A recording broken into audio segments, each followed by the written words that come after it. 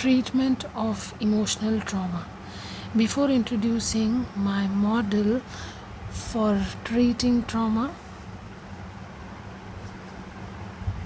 let's explore trauma from 6 distinct perspectives: those of stress response, neuroscience, cognitive behavioral theory, Gestalt theory, Freudian psychoanalysis, and religious training. Each of these topics will provide insight into the method I use and why it is so effective in the treatment of all types of emotional trauma. The stress response. In 1956, Dr. Hans Selye at the University of Montreal described in his book a 3-step response to challenges, which he called the stress response. More specifically, he coined the term general adaptation syndrome to illustrate a 3-step progression of what happens to an organism, including you, the human, when stressed. Selye noted that stress is a specific, predictable internal response to a non-specific stimulus or threat. In other words, whatever threatens you, be it a subpoena, an IRS audit, or an episode of Real Housewives of New Jersey, evokes a predictable physiological response. Secretion of stress hormones like norepinephrine and cortisol, accelerated heart rate and respiration, shutdown of digestion and sexuality, and increased blood flow to the major muscle groups, including the chest, back, arms, and legs, all of which prepares the organism for flight or fight.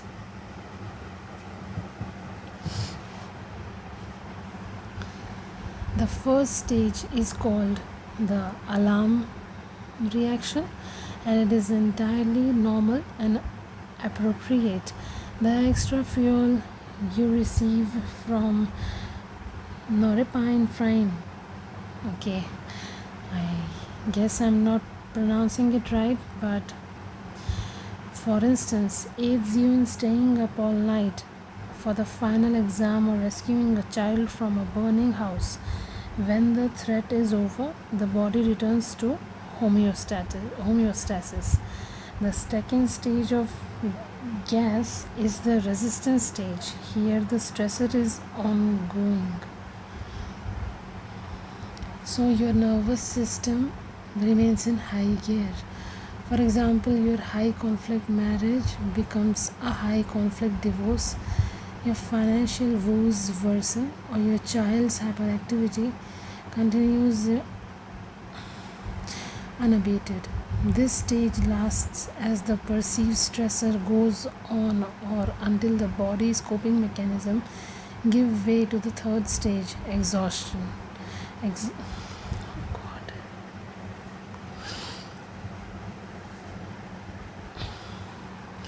Exhaustion is exactly what you think it is. It is the breakdown of the nervous system resulting in fatigue, dysphoria, low mood, anhedonia, and inability to experience pleasure from previously rewarding activities. Free-floating anxiety, insulin spikes, panic attacks, infections of all kinds, since your immune system no longer fights off intruders. Muscle cramping and aching, every one of your least favorite gastrointestinal symptoms, and so much more. People in the third stage are hospitalized or suffer from nervous breakdowns, depressive episodes, psychotic breaks, or panic attacks. Our coping mechanisms are temporarily defeated and require help. Okay, I would just like to take a break in between, and I just would want, oh god, I'm feeling this sensations in my stomach as I read this. Oh god.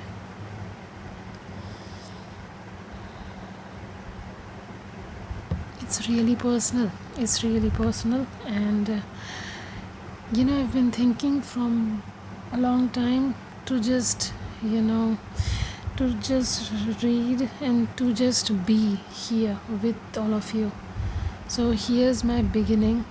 Yeah, I know it's raw, I know it's crude, um, and overwhelming all over the place. So, beg your pardon for this one, but I no longer can resist myself from not sharing this beautiful thing, okay? Yeah, so here I am. Okay, let's go. So, what does this have to do with the treatment of trauma? Unresolved trauma causes the stress response to be left in the on position. Oh my god, no.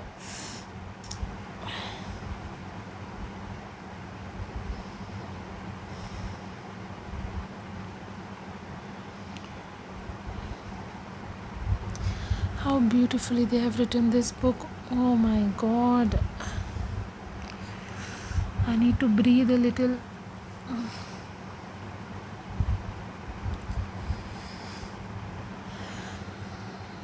Yeah, 3 months ago, or 3 months, oh god, see, they lost track of time. It it was in Feb that I traveled somewhere, and yeah, and then there were some people saying some things, typical blah blah things, and I just automatically, I didn't think of the response earlier. I didn't even think that I had this particular thought in my mind. But the explanation, a very quick one that I came up with, I didn't read this anywhere. Yeah, so um so mm, to all of the chaos, what I said was, in psychology, they talk about the traumatic event and stuff in the terms of it being in the past. Yeah, obviously it is in the past, but what if that particular, I mean, the person causing it, you know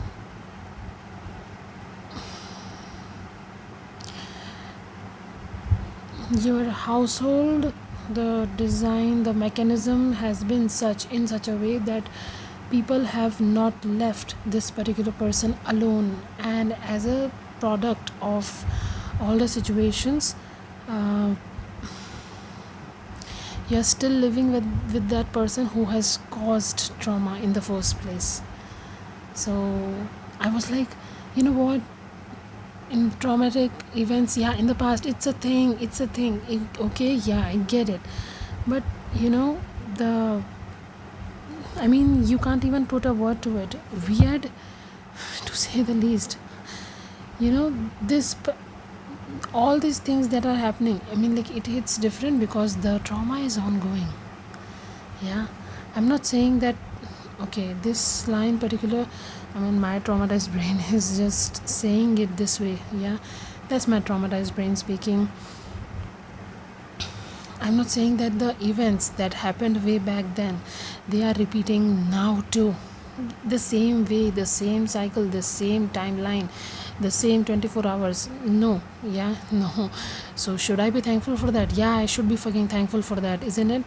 So, I mean, yeah, but the debris, the residues of it are still pretty much there, as shitty as hell in here. So, well, that hurts. Well, that still messes up your existence, and well, still messes up with the existences of my loved ones.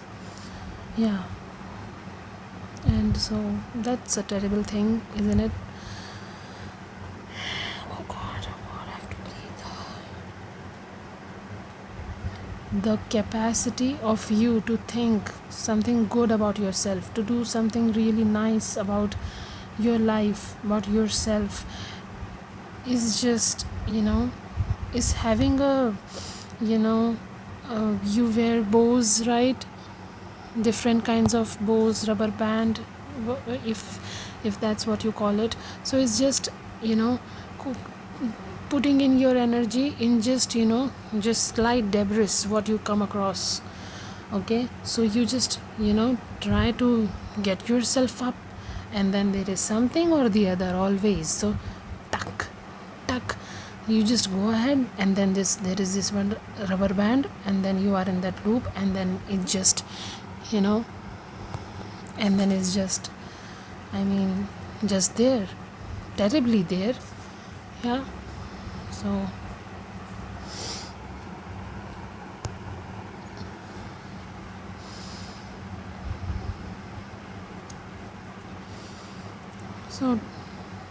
yeah, you know so be the bigger person, in the sense that shit doesn't work. That shit, okay, it works in some, in some uh, in some situations, yeah, that lets you navigate out of the whole mess, yeah, whatever it is. But it's an ongoing loop, and that's fucking terrible, right? So I'm okay, I will just go ahead. Oh god. So what does this have to do with the treatment of trauma? Unresolved trauma, I'll read that once again. Unresolved trauma causes the stress response to be left in the on position, or perhaps it is like a faucet that is continuously running. Oh my god. A primary goal of treatment is to shut off the stress response, return it to the off position, or shut off the faucet, whatever analog you prefer. And how is that done? The mind must believe that there is no longer a threat for that. Oh my god. Oh my god.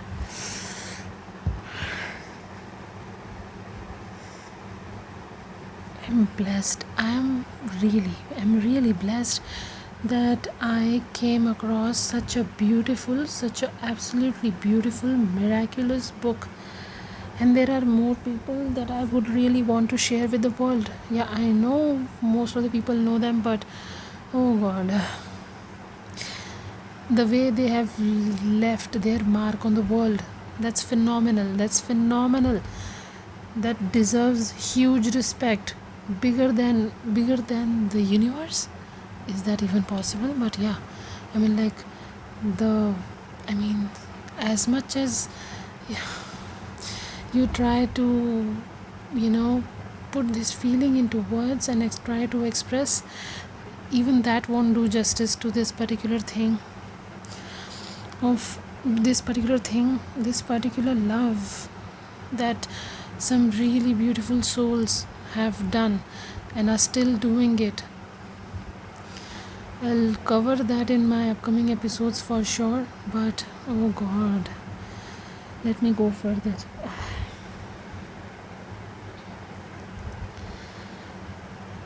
And how is that done? The mind must believe that there is no longer a threat, or that it is manageable,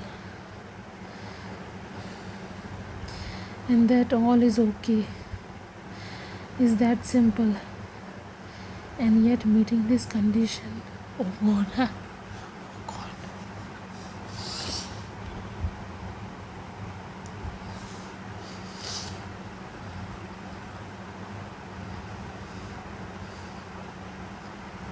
I'm crying.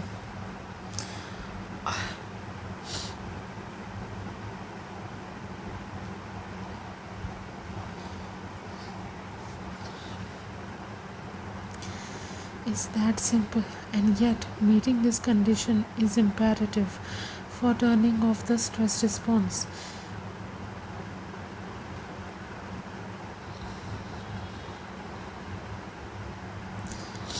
In reality, there are thousand ways to get to okay.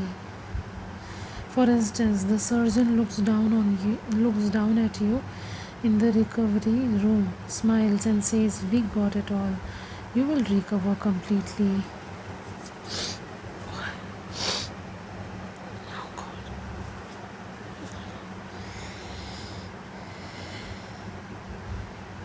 For instance, yeah, okay. Smiles and you, okay, we got it all. You'll recover completely, and you believe her. Likewise, the insurance guy calls and says, "We have reviewed your case, and we are going to pay for 100% of the flood damage."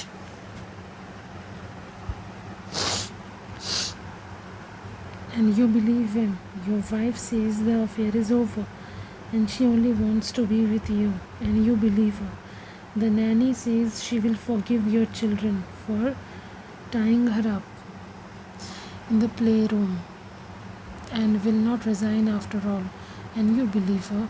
Again, the mind must conclude that somehow all is okay once again. Oh my god.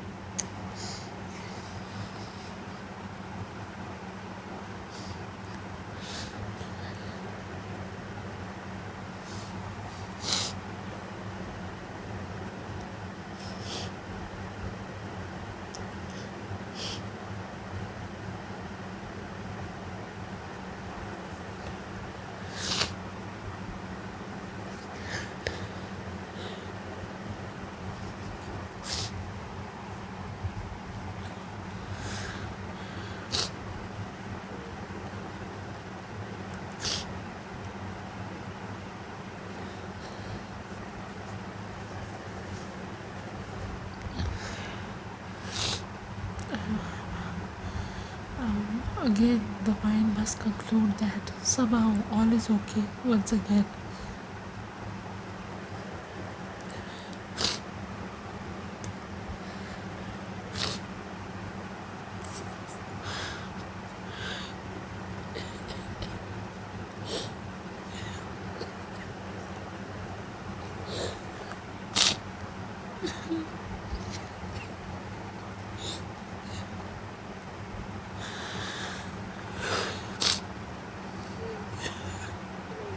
What?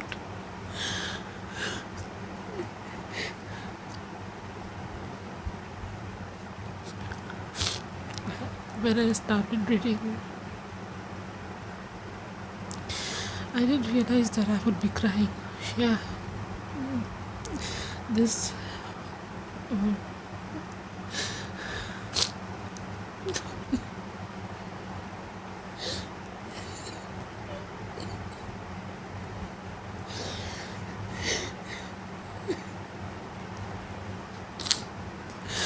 Again, the mind must conclude that somehow all is okay once again. For the stress response to be shut down, all is somehow all is okay once again. This broke me. This broke me pretty bad. So, you, the trauma sufferer, need to believe that whatever the trauma, rape, betrayal, financial loss, death of a loved one, abandonment, the sounds and images that form the experience of combat.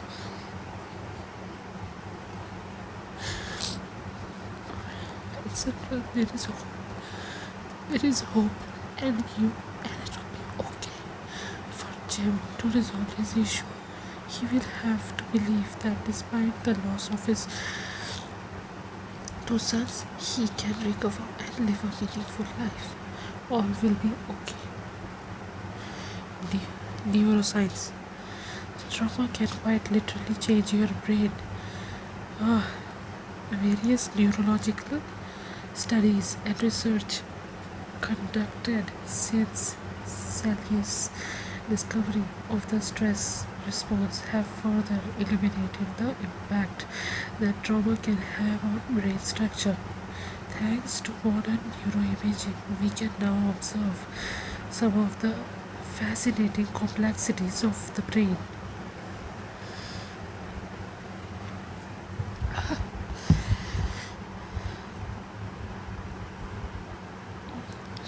For instance, the hippocampus is the structure responsible for memory. More specifically, it creates new memories, storing them storing them away for later, and also retrieves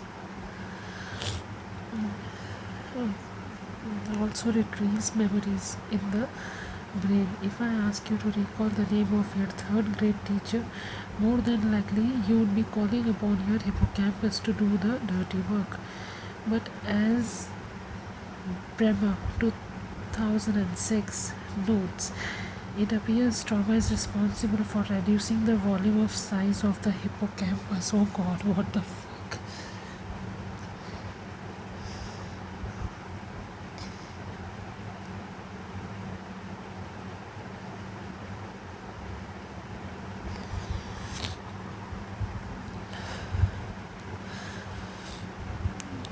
Why does size matter? Since we routinely call upon our memory center thousands of times in the course of a day, shrinkage would create confusion and compromise your capacity to recall.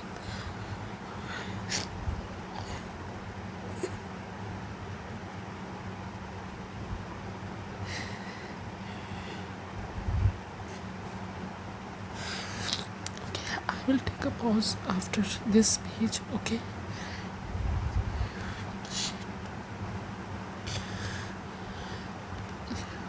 Additionally, a smaller hippocampus unit would make it more difficult to decipher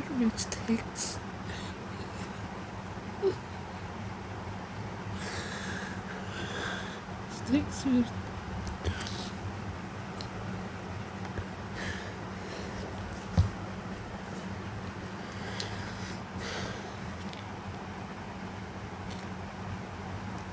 which things were threatening to you and which not. Your judgment would also be reduced and the stress response would be triggered far too often by non-threatening stimuli. After a particularly bad auto incident, the hippocampus may be impacted. As such, deciphering what driving conditions are normal and which ones are dangerous may be extremely difficult. Hence, all driving on crowded roads and highways might be perceived as very threatening and to compromise the driver's willingness or confidence in his or her ability to